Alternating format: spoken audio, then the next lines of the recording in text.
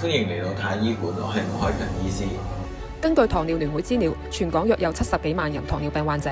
香港中文大學研究進一步發現，每6位患者中就有1位出現腎功能急劇下降，極易引致腎病綜合症。早期識別與規範治療，對延緩病情、保護腎功能至關重要。吳醫師啊，上次你解釋咗咩係腎功能，真係清楚好多。咁如果確診咗腎病綜合症，中醫又會點樣睇呢個病呢？同埋西醫嘅角度係咪完全唔同㗎？咁呢個問題就問得更加深入啦。中醫學入面咧冇一個直接嘅病名咧等於腎病綜合症㗎。咁但係對於腎病常見嘅症狀，例如水腫啦、痰飲啦、哮喘、聾閉、虛勞等等，咁中醫自古以嚟咧就有好詳細嘅論述。近年咧喺內地咧亦有將腎病綜合症稱為腎風啊、腎癆啊咁嘅病名。即係中醫按症狀去俾個病名，係咪咁樣理解啊？可以咁理解啦，不過中醫對腎臟功能嘅理解本身咧都好精闢嘅。中醫話腎主水，呢個主水嘅功能咧，其實就包括喺管理身體入面有用嘅水分、冇用嘅水分。腎咧就好似一個高級嘅管理員，將有用嘅水啦，我哋稱之為津液或者陰液收藏備用嘅。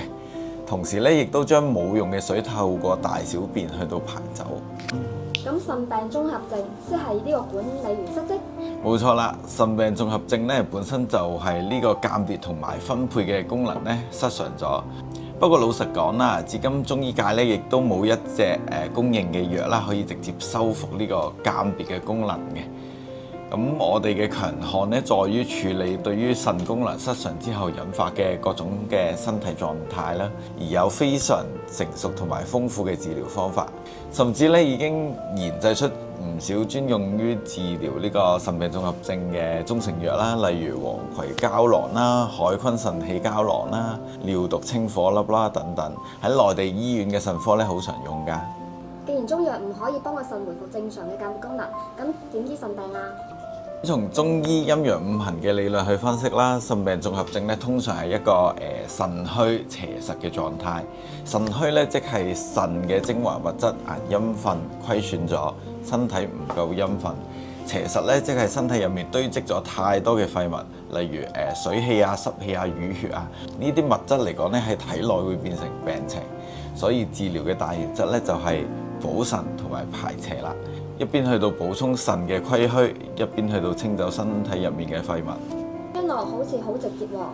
原理係直接，但係臨床應用咧就複雜得多啦。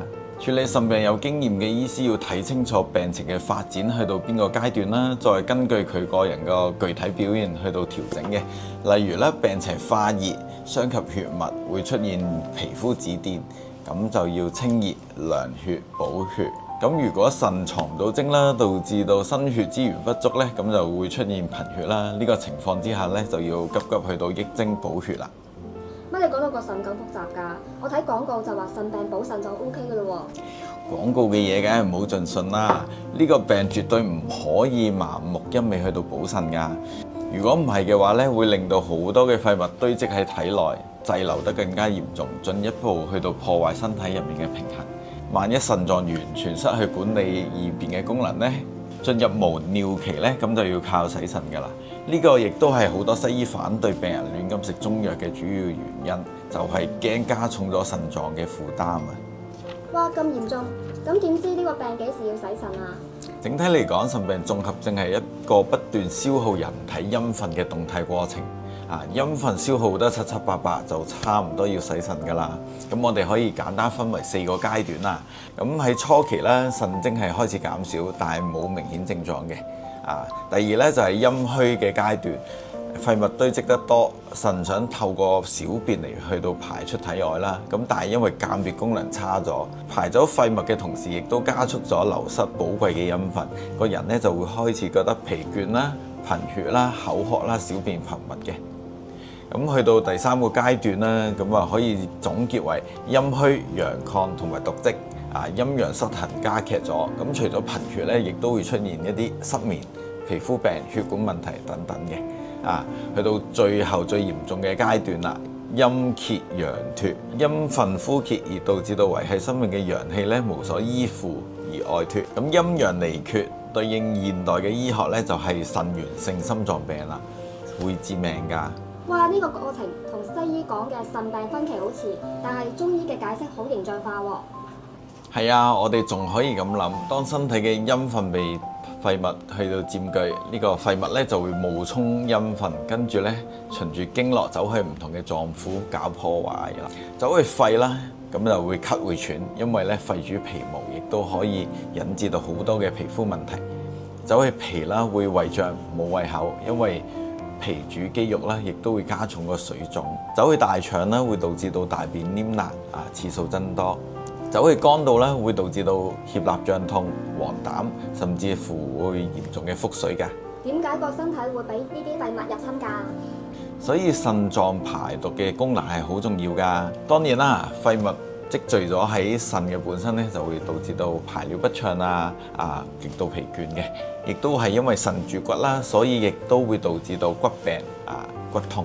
由於水液嘅代謝咧要靠肺、脾、腎呢三臟去到協調，所以臨床咧呢三個臟腑亦都會容易出現相應嘅症狀嘅。經你咁講，我明白點解咁複雜啦。